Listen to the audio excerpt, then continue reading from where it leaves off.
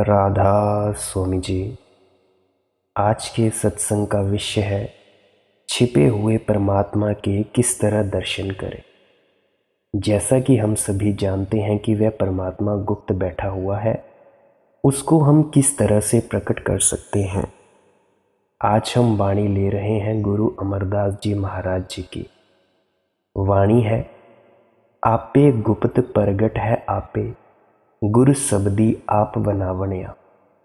सत्संग शुरू करने से पहले विनम्र निवेदन प्रार्थना है, इस सत्संग को अंत तक ज़रूर सुनिएगा, तभी आप जान पाएंगे कि गुप्त परमात्मा को प्रकट कैसे करना है, छिपे हुए परमात्मा को प्रकट कैसे करना है।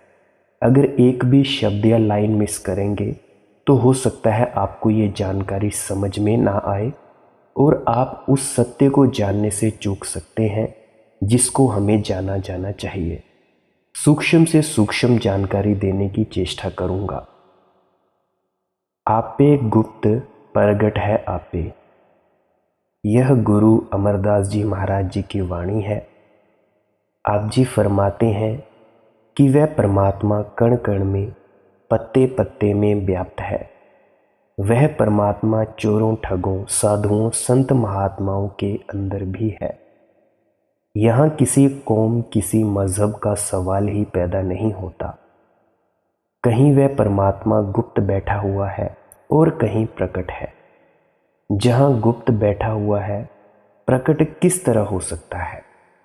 आप जी फरमाते हैं, गुर शब्दी आप बनावणिया, कि वह परमात्मा गुप्त क्यों है। क्योंकि हमारे और परमात्मा के दरमियान अपने आप की रुकावट है, खुद ही की रुकावट है। अब ज़रा इन शब्दों को गौर से सुने कि परमात्मा गुप्त क्यों है, छिपा हुआ क्यों है। गुरु अमरदास जी समझाते हैं, आप बनाए ता सब किछ पाए। अगर हम अपने अंदर से अपने आप को निकाल देते हैं तो सब कुछ ही प्राप्त कर लेते हैं। यह अपना आप क्या है? हौम्य है, खुदी है। यह जो सारा दिन हम सोचते रहते हैं कि यह मेरी कौम है, मेरी ज़ात है, मेरा मज़हब है, मेरा देश है, मेरी औलाद है, मेरी जायदाद है। हम जिन्हें सारा दिन मेरा मेरा कहते हैं, ये चीज़ें हमारे बुज़ुर्गों की नहीं बनी तो हमारी किस तरह बन सकती हैं। यह सब कुछ उस परमात्मा का है। हम अपने आप को उस परमात्मा से अलग समझे बैठे हैं। इनको अपना बनाने की कोशिश करते हैं, ये हमारे बनते नहीं। लेकिन इनको अपना बनाने की कोशिश में इनके साथ मोह या प्यार हो जाता है। यही मोह या प्यार हमें बार बार इस सृष्टि के चक्र में, देह के बंधनों में खींचकर बार बार ले आता है। गुरु अमरदास जी फरमाते हैं, हर जीव सच्चा ऊंचो ऊंचा हौम्य मार मिलावणिया। वह परमात्मा सच्चे से सच्चा है, ऊंचे से ऊंचा है। लेकिन जब तक हम इस हौम्य की बीमारी को अपने अंदर से दूर नहीं करते, तब तक हम उस परमात्मा को कभी पा नहीं सकते। गुरु नानक साहिब जी फरमाते हैं, जीवन मुक्त सो आखिए जिस विचो हौम्य जाए। अगर हमारे अंदर से दुनिया का मोह या प्यार निकल जाए तो हम मौत के बाद क्या, जीते जी ही मुक्ति हासिल कर लेंगे। हमारा मन इन शक्लों और पदार्थों से इतना लगाव या प्यार पैदा कर लेता है कि हमें रात को सपने भी इनके ही आने लगते हैं। मौत के समय इनकी शक्लें ही हमारी आंखों के सामने आकर खड़ी हो जाती हैं। और जैसा कि कहावत है, जहां आदसा तहां वादसा। जहां हमारा आखिरी समय ख्याल होता है, हम दुनिया के जीव उसी रोह में बहना शुरू कर देते हैं।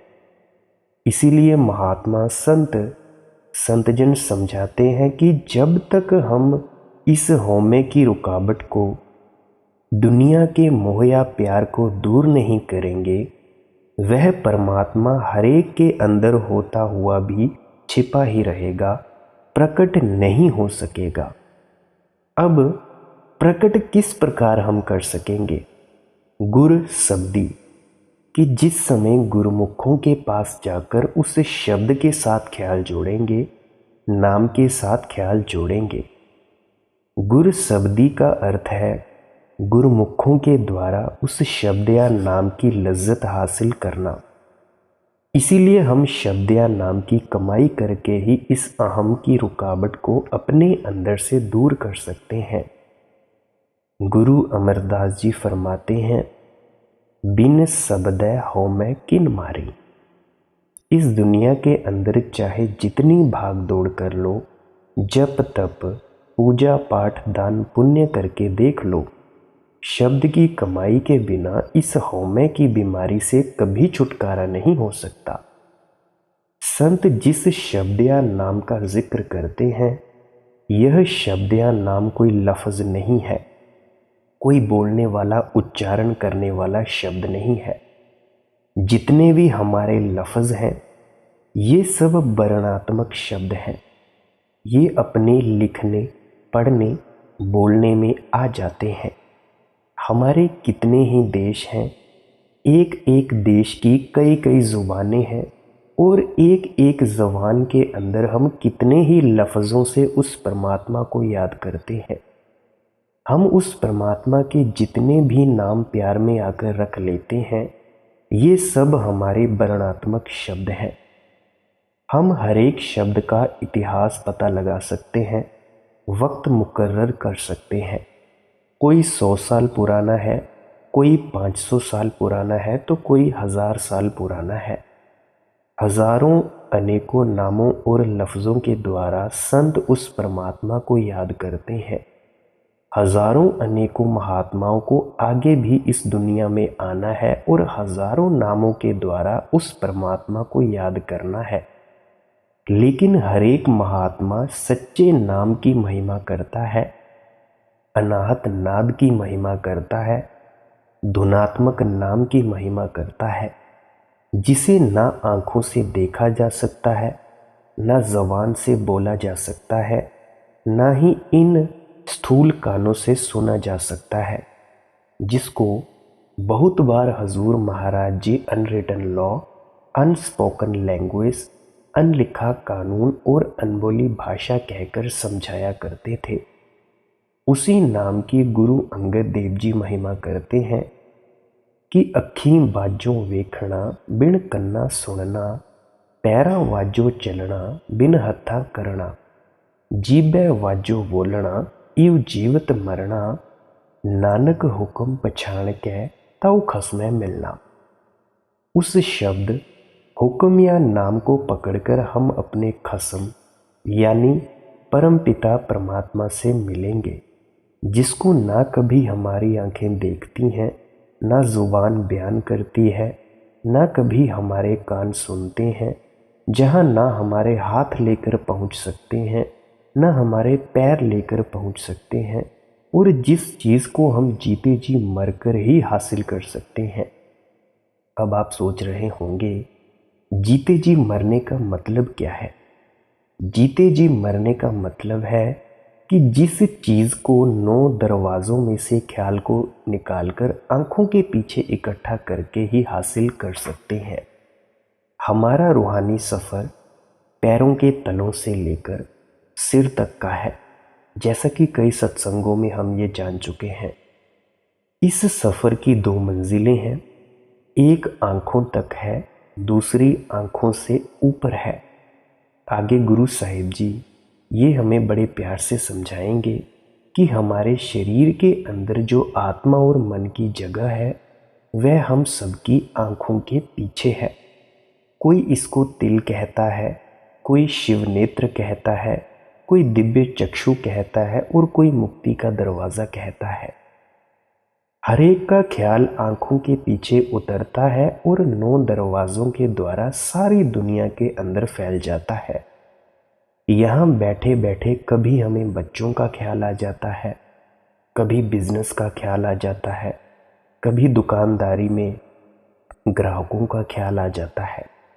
कभी हमारा मन टिककर नहीं बैठता, किसी न किसी चीज़ की सोच विचार में लगा ही रहता है।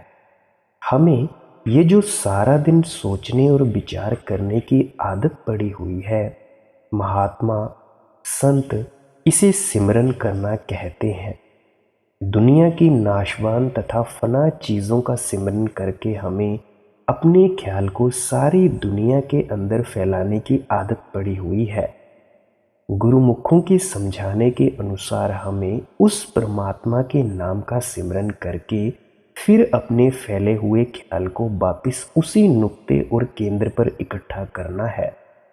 जिस समय हमारा ख्याल आंखों के पीछे इकट्ठा होना शुरू हो जाता है, हमें अपने आप ही समझ आनी शुरू हो जाती है कि वह मीठी से मीठी, सुरीली से सुरीली आवाज़ जो कि मालिक की दरगाह से उठ रही है, वह हम सबके अंदर धुनकारें दे रही है। चोरों, ठगों, साधुओं, संतों, महात्माओं सभी के अंदर है वह। कोई कौम, मज़हब, मुल्क का सवाल ही नहीं उठता। हम हिंदू होकर अंदर जाएं, सिख, ईसाई, मुसलमान होकर अंदर जाएं, जो भी लकी, कोई भी खुशकिस्मत जीव अपने ख्याल को आंखों के पीछे इकट्ठा करता है, उसका ख्याल उस आवाज़ के साथ, नाम के साथ जुड़ जाता है, उस अनाहत नाद के साथ जुड़ जाता है। उस आवाज़ को महात्मा शब्द या नाम कह देते हैं, गुर की वाणी, धुर की वाणी कह देते हैं। उसी आवाज़ को मुसलमान फ़कीरों ने कलमा, वांगे आसमानी, कलामे इलाही कह दिया है। लफ्ज़ों के साथ हमारी कोई बहस नहीं है। हमें तो अपने शरीर के अंदर उस नुक्ते पर ख्याल को इकट्ठा करना है जहाँ दाता दात दे रहा है, बख्शिश कर रहा है, अमृत रूपी नाम बरसा रहा है। गुरु साहिब फरमाते हैं कि उस शब्द की लज्जत हासिल करके हमारा मन वापिस अपने ठिकाने ब्रह्म या त्रिकुटी में पहुंच जाता है। आत्मा मन के पंजे से आज़ाद हो जाती है। इसको अपने आप की, अपने असल की समझ आ जाती है। जब तक हम अपने आप को पहचानने के काबिल नहीं होते, हम वापस जाकर परमात्मा को पहचानने के काबिल नहीं बन सकते और अपने आप को तभी पहचान सकते हैं जब मन वापस ब्रह्म त्रिकुटी पहुंच जाता है। जब मन को इंद्रियों के भोगों से बढ़कर ऊंची और पवित्र लज्जत मिल जाती है, तब वह इंद्रियों के भोगों को छोड़कर अपने घर की ओर आना शुरू कर देता है। अपने एक्सपीरियंस के बारे में थोड़ा सा बताना चाहूँगा। कुछ समय पहले मैं भी शराब और मांस का सेवन किया करता था, 3-4 साल पहले, और मैं और भी कई तरह की नशे किया करता था। पर जब से अनाहत नाद या नाम की लज्जत आनी शुरू हुई है, तो वो पीने का दिल ही नहीं करता। इसीलिए जो लोग भी किसी भी तरह के नशे करते हैं, चाहे उनको खाने का नशा है, शराब पीने का नशा है, या और भी बीड़ी सिगरेट आदि का नशा है, तो उन नशों को छोड़ने के लिए क्या कर सकते हैं हम सिर्फ इतना ही कर सकते हैं, ध्यान में उतरने की कोशिश कर सकते हैं। ध्यान में कैसे उतरते हैं? सिर्फ सीधा सा बड़ा ही सरल तरीका है, आसान तरीका है। चुपचाप बैठ जाएं, आलथी पालथी मारकर, जिसको हम चौकड़ी मारकर भी बैठकर कहना कह देते हैं। चौकड़ी मारकर बैठें, आंखें बंद करें और अपनी आंखों के बीच में अंधेरे की तरफ ही देखें। विचारों से कोई लेना देना नहीं है, उनको आने देना है और जाने देना है। उन विचारों से हमारा कोई झगड़ा नहीं है। ये वो कर सकते हैं जिनको नामदान की बख्शिश नहीं हुई है, वो ये काम बड़ी आसानी से कर सकते हैं। देखो कितनी आसान बात है। जैसे जैसे ध्यान की लज्जत बढ़ती जाएगी, ध्यान में गहराई बढ़ती जाएगी, अनाहत नाद शब्द धुन शुरू होती जाएगी, झिंगुर जैसी आवाज़ सुनती जाएगी, तो ये जो नशे हैं ये खुद ब खुद छूटते जाएंगे। तुम लोग किसी को मत कोसो, किसी को भी मत कहो, किसी को दुष्ट मत कहो कि भाई तुम शराब पीते हो या कोई भी नशा करते हो। तो सिर्फ उसको इतना कहो कि भाई ये देख, मैं ध्यान ऐसे करता हूँ या करती हूँ, तू भी आजा मेरे साथ ध्यान ये कर। मुझे तेरे शराब पीने से, तेरे नशे करने से कोई लेना देना नहीं है, तू बस ध्यान में उतरने की चेष्टा कर।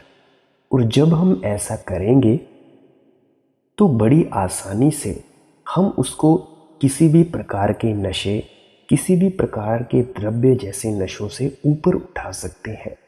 जैसे ही उसको ध्यान में मज़ा आना शुरू हो जाएगा तो उसके बाद वो खुद ब खुद ही ये नशे छोड़ देगा, मांस खाना भी छोड़ देगा, छुड़वाना नहीं पड़ेगा। ऐसा कोई नहीं कहेगा कि भाई मैंने मांस खाना छोड़ा या शराब पीना छोड़ा या किसी भी प्रकार का नशा करना छोड़ा। वो सिर्फ इतना ही कहेगा कि भाई ये सब अपने आप ही छूट गया और मैं नहीं जानता या जानती ये कब छूटा। और अगर आपने नामदान नहीं लिया है और अगर आपको ध्यान साधना में उतरना है तो आप कमेंट सेक्शन में बता सकते हैं कि हम उतरना चाहते हैं, तो मैं उनको अपना कॉन्टैक्ट नंबर दे दूंगा कमेंट सेक्शन में ही, और आप कॉल पर पूछ सकते हैं कि हमने नामदान नहीं लिया है, हम ध्यान में कैसे उतर सकते हैं। चलिए हम अपने विषय की तरफ बढ़ते हैं। अब देखें, मन इंद्रियों के भोगों को छोड़कर अपने घर की ओर कब आना शुरू करता है? वह ऊंची से ऊंची लज्जत के कारण आना शुरू करता है। वह लज्जत किस चीज़ की है? वह शब्द की लज्जत है। गुर शब्दी, जिसका भेद गुरु मुखों से पता चलता है, साधुओं संत महात्माओं से पता चलता है। गुरुमुखों ने घोलकर हमारे अंदर कुछ नहीं डालना है। अभी जैसे किसी का भी सत्संग सुन ले, कोई भी किताब पढ़ ले, कोई घोलकर तो नहीं डालता। अब देखें, खाना बनाने की किताब हो, चाय बनाने की किताब हो, पिज़्ज़ा बर्गर बनाने की किताब हो, हम उसको पढ़कर उसके पढ़े अनुसार जो जो करेंगे तभी तो वो चीज़ बनेंगी जिसको हम बनाना चाहते हैं। तो किताब को हमें घोलकर नहीं पीना होता है, उसके अनुसार हमें चलना होता है। गुरुमुखों ने तो तरीका और साधन बताना होता है कि किस तरह हमें अपने ख्याल को आंखों के पीछे इकट्ठा करके उस शब्द की लज्जत को प्राप्त करना है, उस नाम के साथ, उस शब्द के साथ ख्याल को जोड़ना है। गुरु साहिब जी बड़ी सुंदर एग्जाम्पल देते हैं। जिस तरह खंडहरों के नीचे बने बनाए कुएं दबे पड़ रहते हैं, हम उन ज़मीनों के ऊपर चलते फिरते हैं, लेकिन हमें यह पता नहीं होता कि बना बनाया कुआं इस मिट्टी के नीचे दबा हुआ है। और वे सज्जन होते हैं जिन्हें हम वाटर डिवाइनर, पानी के जानकार, पानी पंडित कहते हैं। वे अपने इल्म और हुनर के द्वारा हमें समझाते हैं कि इस जगह पर ज़मीन की खुदाई करो, तुम्हें बना बनाया कुआं मिल जाएगा। और लोग कुआं बनाकर धरती के अंदर दबाकर हमें खबर देने नहीं आते। उनके पास इल्म और हुनर होता है जिससे फ़ायदा उठाकर हम ज़मीन की खुदाई करके कुएं का इस्तेमाल शुरू कर देते हैं। इसी तरह गुरुमुखों को अपने पास से हमें कुछ नहीं देना है, वह तो केवल समझाने आते हैं हमें, और वह कुछ देते नहीं है, अपने पास से तो कुछ देते नहीं है। वह दौलत मालिक ने हमारे अंदर हमारे लिए रखी हुई है, उन्हें केवल इशारा करना है, तरीका बताना है, युक्ति बतानी है कि किस तरीके से हम आंखों के पीछे ख्याल को इकट्ठा करके उस शब्द या नाम की लज्जत हासिल कर सकते हैं। इसीलिए तो आप समझाते हैं गुर शब्दी, हम गुरुमुखों के द्वारा ही उस शब्द या नाम की लज्जत हासिल कर सकते हैं। जब हमारा मन उस शब्द या नाम की लज्जत में लग जाता है तो यह हौमे की बीमारी, दुनिया का मोह या प्यार हमारे अंदर से निकल जाता है।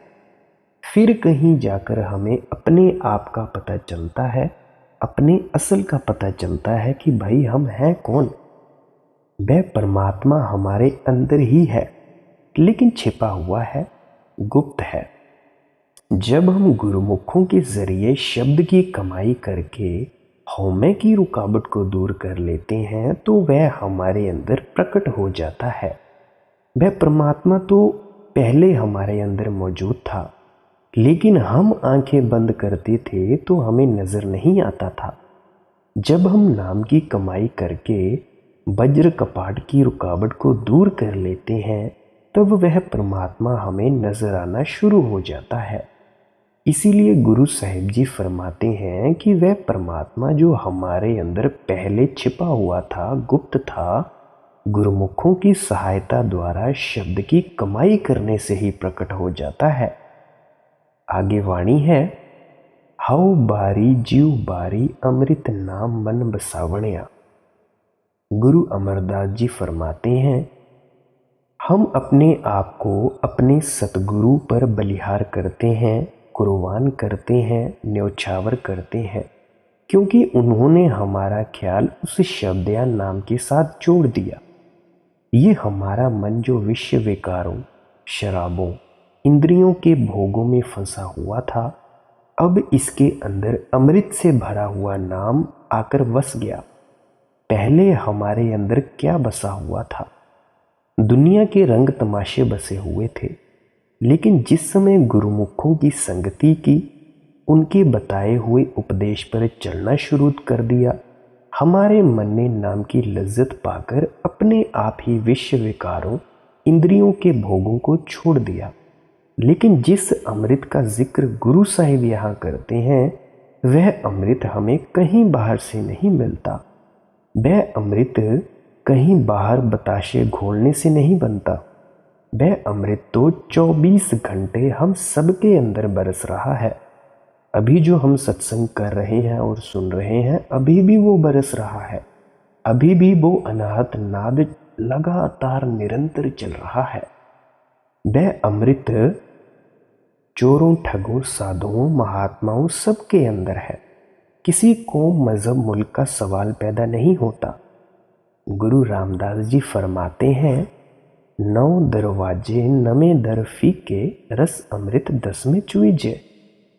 वे फरमाते हैं, आंखों के नीचे इंद्रियों के भोग हैं, विषय विकारों, शराबों की लज्जतें हैं, लेकिन जो रस से भरा हुआ अमृत है वह 10 में चूइजे। वह तो तेरी आंखों से पीछे बरसता है। इसीलिए जब तक हम उस नुक्ते पर अपना ख्याल इकट्ठा नहीं करते जहां दाता दात देता है, बख्शिश करता है, अमृत रूपी नाम बरसाता है, जरा सोचकर देखें तब तक हम अपने अंदर से उस अमृत को किस तरह पी सकते हैं और उस अमृत को पिए बिना हम अमर किस तरह हो सकते हैं, जन्म मरण के दुखों से छुटकारा किस तरह हो सकता है। जिस मन ने उस अमृत को अंदर से पीना है, वह तो कभी बेटे बेटियों के प्यार में फंस जाता है, कभी कौमों, मजहबों, मुल्कों के झगड़ों में फंस जाता है, तो कभी शराबों की लज्जतें लेने के पीछे फंस जाता है, कभी काम क्रोध की लहरों में फंस जाता है। इसीलिए जब तक हम उस मन को सिमरन और ध्यान के जरिए इन आंखों के पीछे, आंखों के मध्यम में नुक्ते पर इकट्ठा नहीं करेंगे, तब तक हम उस अमृत को पी किस तरह सकेंगे। कितनी ही जबरदस्त बारिश दिन रात होती रहे, अगर हम बर्तन को ही उल्टा करके रखते हैं तो उस बर्तन के अंदर पानी की एक बूंद भी नहीं जाती। अगर उसी बर्तन को सीधा कर दें तो पहली नहीं तो दूसरी तीसरी बारिश में जरूर भर जाता है। इसीलिए संत समझाते हैं कि जो अमृत रूपी नाम है वह तुम्हारे अंदर बरस रहा है। तुम बाहर मुखी हुए बैठे हो, कर्म कांडों में फंसे हुए हो। अपने ख्याल को गुरुमुखों के जरिए, सिमरन और ध्यान के जरिए आंखों के पीछे इकट्ठा करो और उस अमृत को पीना शुरू करो। उस शब्द या नाम की लज्जत हासिल करो। आगे वाणी है, अमृत नाम महारस मीठा, गुरुमति अमृत पियावण्या। अब गुरु अमरदास जी फरमाते हैं कि हमें वह अमृत क्यों पीना है। अमृत नाम महारस मीठा, यानी वह जो नाम है, अमृत है, उसकी लज्जत बहुत मीठी है। मीठी क्यों है? मीठी इसीलिए है कि संसार के जितने भी सैर रंग तमाशे हैं और जो हमें अभी मीठे लगते हैं, ये फिर हमें फीके लगने शुरू हो जाते हैं। जिसे हीरे जवाहरात मिल जाते हैं वह फिर कौड़ियों के पीछे दर दर ठोकरें नहीं खाता। लड़कियां छोटी छोटी गुड़ियों से तब तक खेलती हैं जब तक उनकी शादी नहीं हो जाती। इसी तरह जिसे अमृत पीने को मिल जाता है उसका विश्व विकारों, शराबों कबाबों की तरफ ख्याल ही नहीं आता। सिर्फ प्रेम ही हमारे अंदर त्याग पैदा कर सकता है। त्याग कभी प्रेम पैदा नहीं कर सकता। फिर से सुने, प्रेम ही हमारे अंदर त्याग पैदा कर सकता है। त्याग कभी हमारे अंदर प्रेम पैदा नहीं कर सकता। कोई कहता है संत, तथाकथित संत, तथाकथित साधु, कि मैंने अपनी जज की नौकरी को लात मार दी, मैंने अपने 25 करोड़ के बंगले को लात मार दी। तो भला ये भी कोई त्याग हुआ? जिसकी 25 साल के बाद, 30-30, 40-40 साल के बाद भी याद है? क्या बुद्ध ने कभी अपने महल छोड़ने का व्याख्यान किया कि मैंने वो छोड़ा? नहीं, उन्होंने कभी नहीं छोड़ा। प्रेम ही इतना बढ़ गया, वैराग्य इतना पैदा हो गया कि त्याग फलीभूत हुआ। याद रखना, त्याग फलीभूत होता है, त्याग किया नहीं जाता। मान ले आपकी फेवरेट वस्तु है कोई भी, मटर पनीर, पिज़्ज़ा, बर्गर, और अगर आप उसको ज़बरदस्ती छोड़ेंगे तो क्या आप उसको छोड़ पाएंगे? याद तो आपके दिमाग में बसी रहेगी ना। मुझे याद है, मेरा दोस्त जब भी व्रत रखा करता है, उपवास रखा करता है, तो मैं उसके सामने खाने पीने की बातें करता हूँ, तो वो भी कहता है कि मेरे सामने खाने पीने की बातें मत करो। भला ये भी कोई उपवास हुआ? ये कैसा त्याग है जिसकी याद बनी रहे? त्याग तो वो है जिसकी हमें सपने में भी याद ना आए। अब इसको साधने मत लग पड़ना, तुम सब सिर्फ भजन सिमरन में ही वक्त देना। त्याग अपने आप हो जाएगा, आपको छोड़ने की ज़रूरत नहीं पड़ेगी। ये नहीं कि आपने बच्चों को छोड़ोगे, आप रहोगे, आप फैमिली में ही, परिवार में ही रहोगे, पर त्याग हो जाएगा, मोह प्यार मिट जाएगा। जिम्मेदारियां आप निभाओगे पर त्याग हो जाएगा। आपका सच्चा प्रेम परमात्मा से जुड़ जाएगा। फिर से कह रहा हूं, प्रेम ही हमारे अंदर त्याग पैदा करता है, त्याग कभी प्रेम नहीं कर सकता। ये लाइनें मैं बार बार तो बोल रहा हूं क्योंकि बहुत से ऐसे मूढ़ सत्संगी अपने आप को कहलाने वाले क्या लोग करते हैं, वे अपने बच्चों को छोड़ने लग जाते हैं, अपनी जिम्मेदारियों से मुंह मोड़ने लग जाते हैं। मेरी यही उनसे निवेदन प्रार्थना है कि ऐसा नहीं करना है। ये जो हठ कर्मों के जरिए जबरदस्ती हम अपने ख्याल को दुनिया से निकालने की कोशिश करते हैं, इससे थोड़ी देर के लिए ज़रूर इसके दोषों से बच जाते हैं, हमेशा के लिए मन को काबू नहीं कर सकते। इस प्रकार मन को वश में करना इसी तरह है जिस तरह सांप को पकड़कर पिटारी में बंद कर लेना। पिटारी के अंदर बंद कर देने से ना तो सांप का गुस्सा जाता है, ना ही जहर जाता है। जब वह पिटारी में बंद है तब तक हम उसके जहर और डंक से ज़रूर बचे रहते हैं, लेकिन जैसे ही सांप को पिटारी से बाहर निकालने का मौका मिलता है वह डंक ज़रूर मारेगा, कभी अपनी आदत से बाज नहीं आ सकता। सांप को पिटारी के अंदर बंद करके हम निर्भय नहीं हो सकते, हमें अपनी जान का खतरा फिर भी लगा ही रहता है। अगर उसी सांप को पकड़कर हम उसकी जहर की थैली निकाल दें तो वह सांप कोई नुकसान नहीं पहुंचाता, फिर चाहे हम उसे सारा दिन अपने गले में डालकर रखें। आप देखोगे कई जगह मेलों में आते हैं गले में सांप लपेटकर, देखते होंगे उसमें से जहर निकाल दिया जाता है। इसीलिए महात्मा समझाते हैं कि जंगलों पहाड़ों में छिपकर, मंदिरों मस्जिदों गुरुद्वारों में जाकर हम अपने मन को वश करने में किसी भी तरह की कोशिशें करते हैं, बड़ी कोशिशें करते हैं, वे ज़बरदस्ती की कोशिशें हैं। वे ऐसी ही हैं जिस तरह हम सांप को टोकरी में बंद कर देते हैं। जिस समय फिर दुनिया का सामना करना पड़ता है तो वही इच्छाएं, वही तृष्णाएं जगोती हैं और हमारा मन उसी तरह हमें अंगुलियों पर नचाना शुरू कर देता है। आप देखें, आप कुंवारे हैं तब आपको कोई तंग नहीं करेगा। आप अकेले रहते हैं अपने कमरे में, कोई आपको बुलाने वाला नहीं है। कुछ पल के लिए आप शांत ज़रूर दिखेंगे, पर जैसे ही आपकी शादी होगी फिर पता लगेगा कि आपकी शांति कहाँ तक बनी हुई है। ये मेरा खुद का एक्सपीरियंस है। शांति फलीभूत अंदर से होती है। थोपी हुई शांति अशांति में बदल ही जाती है। मेरी भी बदली थी, आप सभी की भी बदली होगी। इसीलिए जब मैंने ये जाना तो मुझे पता लगा कि संत क्यों कहते हैं कि शादी ज़रूरी है। क्योंकि अगर हम अपने जीवन साथी के साथ शांति में पूरी तरह से रिश्ता बनाने में कामयाब हो सकते हैं तो दुनिया के जिस मर्जी कोने में चले जाएं, हमें कोई दुखी करने वाला नहीं रहेगा।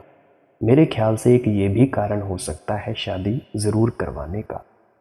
गुरु साहिब जी प्यार से समझाते हैं, जब हमें नाम की लज्जत आ जाती है जो दुनिया की सभी लज्जतों से ऊंची और पवित्र है, तो उस लज्जत को पाकर हमारा मन अपने आप ही दुनिया का मोह और प्यार छोड़ देता है। अब देखें, अभी मैंने बात कही कि शादी ज़रूरी है, बाकी ये आपकी अपनी खुद की मर्ज़ी है। आपने करवानी हो तो करवा लें, नहीं करवानी हो तो मत करवाएं। ये आपका निजी मामला है। मैं इसके बारे में कुछ भी नहीं कहना चाहता क्योंकि मैं खुद गृहस्थ हूँ। तो आगे चलते हैं।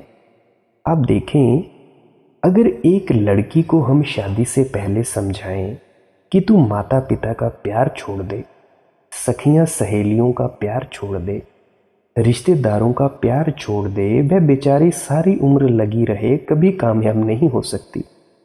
जिस समय उसकी शादी हो जाती है, पति से उसका प्यार हो जाता है, तो वह माता पिता को भी भूल जाती है, भाई बहनों को भी भूल जाती है, सखियों सहेलियों को भी भूल जाती है, बल्कि उनसे मिलने तक की भी उसके पास फुर्सत नहीं मिलती।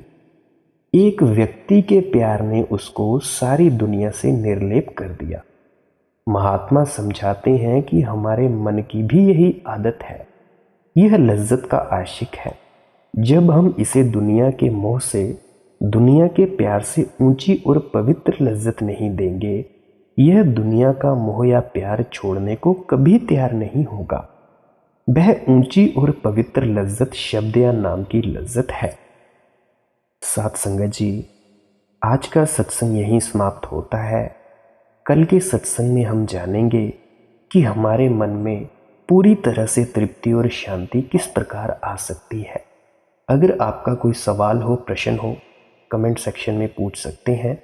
और अगर मेरे से कोई भी गलती हो गई हो इस सत्संग में, उसके लिए माफ़ी चाहता हूँ। आपका इतना वक्त देने के लिए धन्यवाद। अंत में आप सभी के भीतर बैठे परमात्मा को प्रणाम करता हूँ। मेरा प्रणाम स्वीकार करें। राधा स्वामी जी।